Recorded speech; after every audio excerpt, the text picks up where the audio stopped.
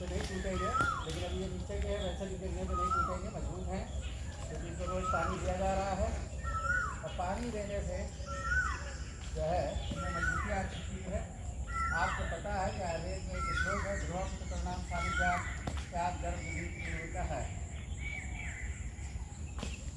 ऋतु क्षेत्राबुदीजा नाम सामर्थ्यात अक्रो यथा। इस तरीके से खेत में 4 चीज़ें आवश्यक होती हैं। एक तो बीज, बीज में पुरुष बीज और स्त्री बीज, और जो है क्षेत्र। क्षेत्र तो यहाँ पर कृषि में जो है खेत को लिया जाता है, वो जो है उर्वरक होना चाहिए। तो जो क्षेत्र है वो उर्वरक होना चाहिए, फसल लगेगी। फसल में फसल कम लगती है तो वो जमीन किस प्रकार की है ये बड़ा महत्वपूर्ण हो जाता है। तो यहाँ की जमीन अच्छी है। और उसके बाद है अम्बु, अम्बु माने जल होता है। तो आपने किसी को ने मतलब जल दिया कि नहीं दिया, अगर आप जल ठीक से दे रहे हैं तब फल और वृक्ष का ठीक से विकास होगा, फसल अच्छी बनेगी। इसको नियमित पानी दिया गया है। तो देखिए अभी जो है आज केवल 18 मई 21 है, और यहाँ पर और जगह पे लगे हुए फलों से भी थोड़ा सा बड़ा है क्योंकि इसको समय समय पर ठीक से पानी दिया गया है, इसका विकास उचित रूप पे हुआ है। और अम्बू में जो है पूरे न्यूट्रिशन को दिया जाता है। पानी के साथ साथ अगर आप खाद दे रहे हैं, गोबर की खाद या दूसरी खाद है, तो न्यूट्रिशन, अम्बू तो एक प्रतीक है न्यूट्रिशन का, तो वो न्यूट्रिशन प्रदान करते हैं। तो इसको पर्याप्त न्यूट्रिशन दिया गया है, इसलिए इनका विकास हुआ है। और भाइयों देखिए धीरे धीरे हम लोग हो रहे हैं, और ये आप देखें तो इस तरीके से इसका न्यूट्रिशन अम्बू की बात कर रहे हैं।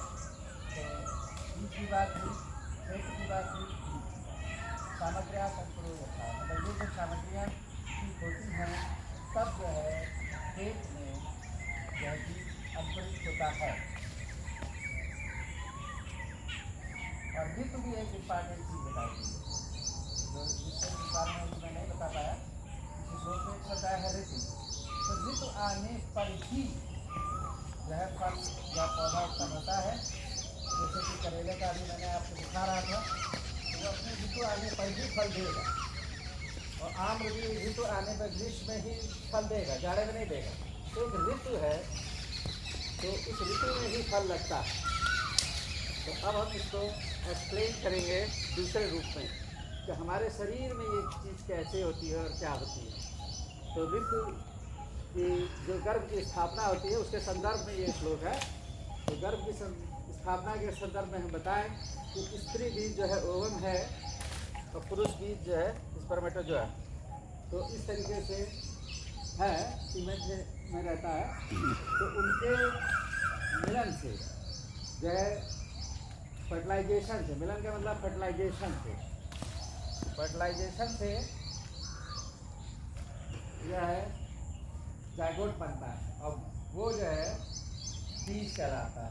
जब उनका फ्यूज़न हो जाता है, फर्टिलाइजेशन हो जाता है, तब उसको बीज की संज्ञा दी है। उससे पहले आधे क्रोमोसोम होते हैं 23 स्पर्मेटोजोआ ओवम में, और वो जब फ्यूजन होता है तो 46 हो जाते हैं और बीज बना। और बीज में जब उस समय ऋतु ठीक होगी तो ओव्यूलेशन पीरियड फीमेल से बताया गया है कि 14 डे, तो ओव्यूलेशन का टाइम हो उसी समय पे फर्टिलाइज वो हो पाएगा। और फैलोपियन ट्यूब में फर्टिलाइजेशन होता है एम्पुला के पास में, जो नॉर्मल फर्टिलाइजेशन है। अगर दूसरी जगह पे हुआ और उसके बाद जो है 7th डे में यूट्रस में आ जाता है। अगर वो यूट्रस में 7th डे तक नहीं आया और फैलोपियन ट्यूब में रह गया, तब वो उस समय उसे कहते हैं एक्टोपिक प्रेगनेंसी। फैलोपियन ट्यूब में अगर वो इम्प्लांट कर जाता है और वो एक टाइम बम की तरह काम करता है, कि वो जब उसमें वहाँ ग्रोथ होने लगती है तो सीवियर ब्लीडिंग होती है, पेन होता है, और अंदर इंटरनल एब्डोमिनल ब्लीडिंग होने से डेथ भी हो सकती है। तो एक तो ये बात हमें बताई, तो जो ऋतु की बताई। तो हाँ, मनुष्यों में या जीवों में ऋतु का मतलब है ओव्यूलेशन पीरियड। ओव्यूलेशन के पीरियड के समय फर्टिलाइजेशन हो सकता है और उसके अतिरिक्त काल में फर्टिलाइजेशन नहीं होता। अम्बु की बात करते हैं। अम्बु का मतलब है कि न्यूट्रिशन, कि जो भी माता का आहार होता है, विहार होता है, वो अम्बु के रूप में काम करता है। और काल, काल की भी बात हो चुकी, तो समय के साथ उसकी ग्रोथ होती है। ऋतु क्षेत्र, क्षेत्र का मतलब होता है यहाँ पे यूट्रस और उसके पार्ट्स।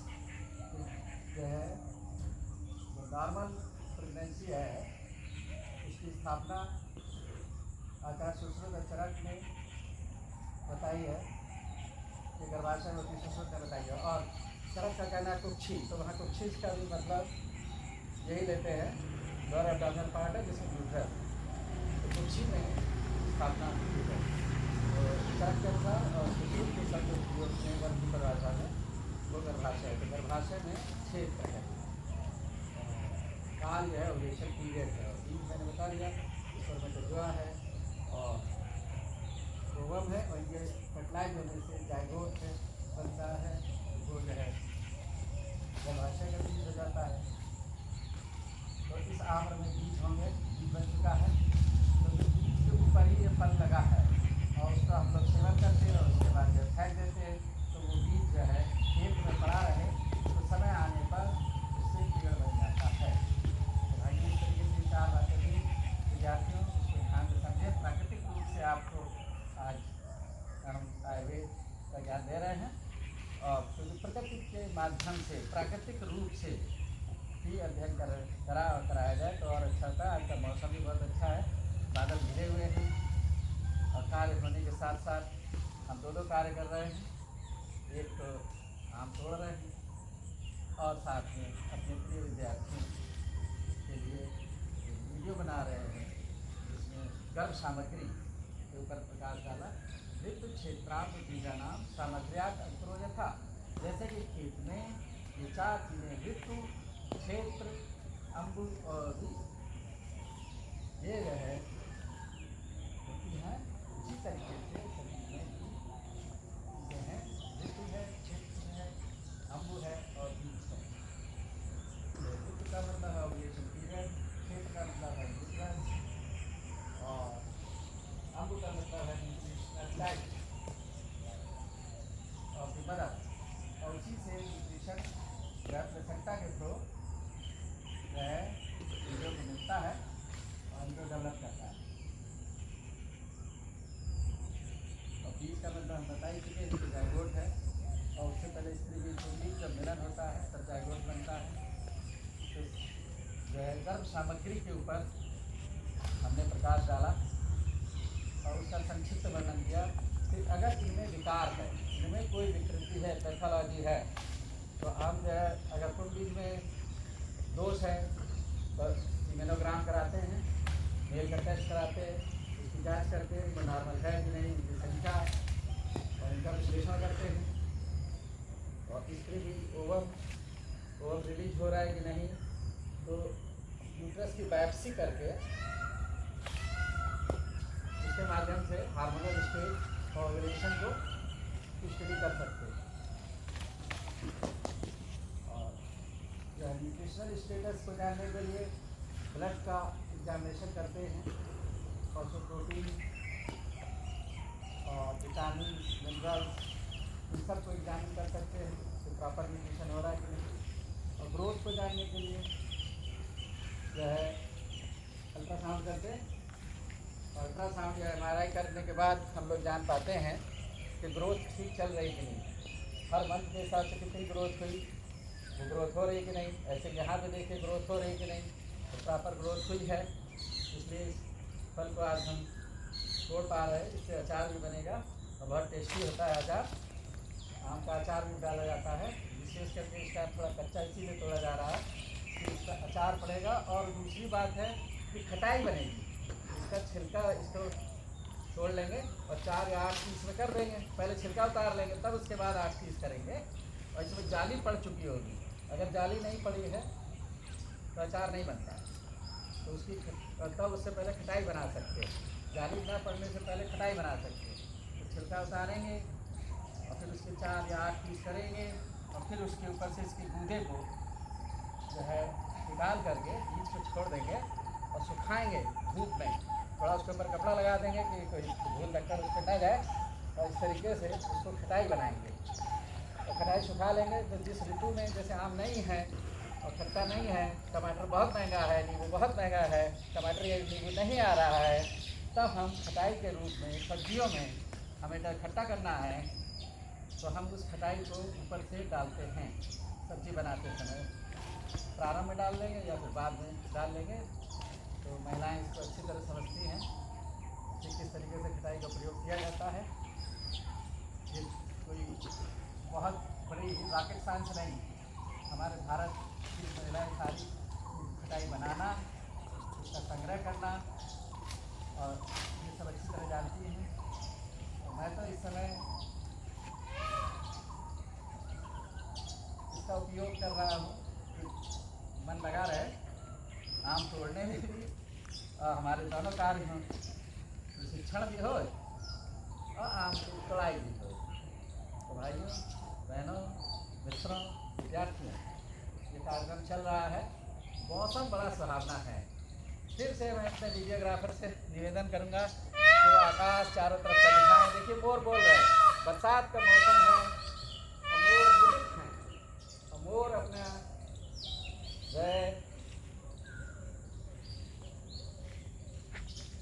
नीचे दिखाएं कि कितने जो है हमारे वीडियोग्राफर साहब दिखाएं कि कितने आम टूट चुके हैं, क्या आउटपुट है आज का, इतनी देर का आउटपुट। आइए ज़रा सब पास से दिखाइए, आमों का साइज दिखाइए, जितने तोड़े हैं सबको दिखाइए। फिर मैं उनको आमों को एक उसमें कलेक्ट करूँगा बैग में। आज श्रमदान हो रहा है। आइए हमारे वीडियोग्राफर साहब से निवेदन है, आइए प्लीज़। ये देखिए, इसको हम जो है आमों को बैग में रख रहे हैं और ये जो डंडियाँ हैं, जो पत्ते हैं, इनको एक तरफ किनारे रख देंगे कि जिससे बाहर बाद में फेंक दिए जाएंगे। और इनको ये हम संग्रह कर रहे हैं आमों का। तो लगभग 4-5 किलो आम टूट चुका होगा। तो अब आप देखिए, ये आगे के तोड़ लिए हैं, अब गार्डन के बीच में आ गए हैं। अब इधर से हम जो है कलेक्शन कर रहे हैं, थोड़ा साइज बड़ा करके। देखिए ये छोटा आम है और ये देखिए ये उससे थोड़ा सा बड़ा, ये उससे बड़ा। देखिए आनंद का अनुभव कीजिए। आम तोड़ने का आनंद अलग है और देखने का आनंद अलग। तो आप कृपया देखने का आनंद लें और आज के मौसम को अनुभव करें। ये हम संग्रह कर रहे हैं और ये एक टीम वर्क है। आपको अगर एक वीडियो बनानी है तो एक कुशल वीडियोग्राफर की ज़रूरत होती है। तो मल्टी टैलेंटेड वीडियोग्राफर आपके साथ हैं। अभी मैं वीडियोग्राफर का नाम नहीं बताऊंगा क्योंकि उन्होंने नाम बताने को मना किए, वो अपनी पब्लिसिटी नहीं चाहते। वो बिना आवाज़ के कार्य करते हैं, ये उनका स्वभाव है। हर एक का स्वभाव अलग होता है, आप संकेत समझ चुके होंगे। तो हम अभी कलेक्ट कर रहे हैं आमों को और बैग में डाल रहे हैं। थोड़े से नीचे के आम हमने तोड़े हैं और उनका संग्रह चल रहा है। ये हमारा वीडियो हमारे YouTube पे भी पड़ेगा, जिसको आप प्लीज़ सब्सक्राइब करिएगा और जो पास में बगल में बेल आइकन आता है उसको दबाएंगे। अभी ये हमने नवीन कार्य चालू किया है, इसमें आप लोग से प्रार्थना है कि सहयोग करें। और इसी समय जो हमारा चैनल है Awasthi's Ayurveda anatomy yoga and spirituality, इसको सब्सक्राइब करें और बेल आइकन को दबाएं, जिससे कि धीरे धीरे जो ज्ञान से संबंधित वीडियो होंगे वो आपको पहुंचेंगे। अभी मैं भी इसको सीखने की प्रक्रिया में हूँ, वीडियोग्राफी, एडिटिंग। तो एडिटिंग को मैं सीख रहा हूँ। तो ये कोरोना 19 के पीरियड को किस तरीके से पॉजिटिविटी में लेना है।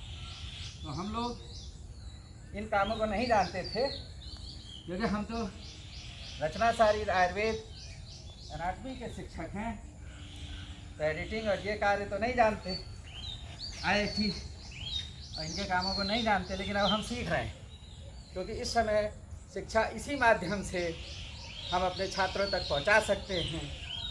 इसलिए एडिटिंग आना और चैनल पर उसे अपलोड करना, ये सीखना परम आवश्यक है। तो प्रिय विद्यार्थियों, पीपल्स जो हमारे अंडर में MD PhD कर रहे हैं और BMS कर रहे हैं, उन सब से आग्रह है कि वो एडिटिंग के कार्य को और इस कार्य को सीखें, जिससे उनका विकास हो।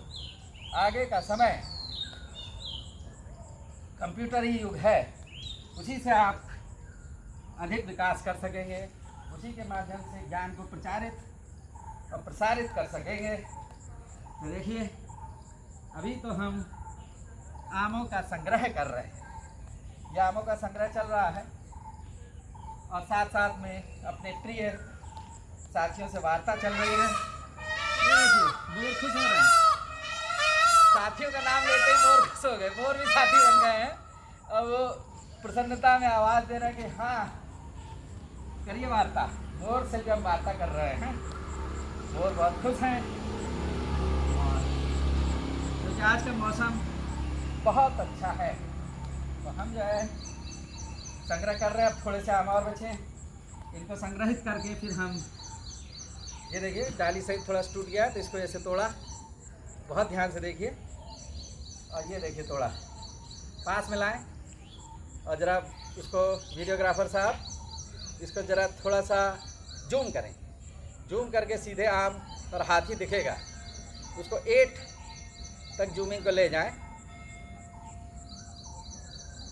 जी हाँ, अब 8 तक पहुंच चुका है। और देखिए ये आम मेरे हाथ में 5 आम हैं, और इसकी ये डाली है, डाली से धीरे से तोड़ा, और उसके बाद ये हमने थैले में रखा, इसको भी थोड़ा सा तोड़ा, थैले में रखा, और उसके बाद में उसके आगे की क्रिया होगी।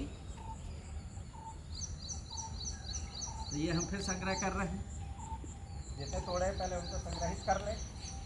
अब आगे एक दूसरा पेड़ है, तो ये वाला आम मीठा ज़्यादा है और खट्टा कम है।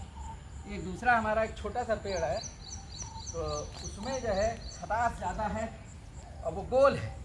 तो गोल प्रकार का जो आम होता है, तो ये बात समझ लीजिए, अचार के लिए गोल आम बेस्ट होता है, ये लंबा वाला अचार के लिए बेस्ट नहीं है। इसकी आप खटाई बना सकते हैं, पाल में रख के पका सकते हैं, लेकिन ये खटाई के अचार के लिए उपयुक्त नहीं। अचार के लिए गोला आम, जो गोल आकार का होता है, दिखाइए वीडियोग्राफर साहब, गोल वाले आम का पेड़ पे लगा हुआ दिखाइए। ये देखिए गोल आम, उस पर कम आया है क्योंकि अभी वो छोटा वृक्ष है। थोड़ा सा पास में आइए, पास में आके वीडियोग्राफी करें, दूर से उतना बड़ा नहीं दिखेगा। जितना आप पास में आएंगे, पास में आते चलिए, धीरे धीरे आइए, देखिए बड़ा होता चला जा रहा है और साफ दिखेगा। पानी की छोटी छोटी बूंदें भी आ चुकी हैं।